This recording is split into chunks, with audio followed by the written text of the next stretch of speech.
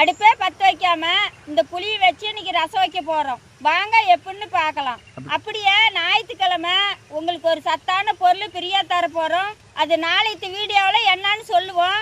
கண்டிப்பாக அந்த வீடியோவை பாருங்கப்பா. ரசத்துக்கு தேவையானதெல்லாம் இடிச்சுக்கலாம். மிளகு, சீரகம், பூண்டு, பச்சை மிளகாய், சின்ன வெங்காயம், கருவேப்பிலை தழை, கொத்தமல்லி தழை,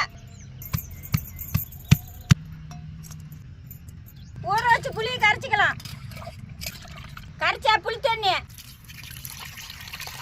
கொஞ்சம் ஊற்றிக்கலாம். இப்போ இடிச்சு வச்சதை போட்டுக்கலாம். கல் உப்பு. அடுப்பே பற்ற வைக்காம ரசம் ரெடி ஆயிடுச்சு. வாங்க சாப்பிடலாமா. ரசம் சூப்பராக இருக்குது. நீங்களும் ஒரு நாளைக்கு வீட்டில் செஞ்சு சாப்பிட்டு பாருங்கப்பா. அப்படியே நாளைக்கு வீடியோவை மறக்காம பாருங்கப்பா. உங்களுக்கு ஒரு நல்ல செய்தி இருக்குது.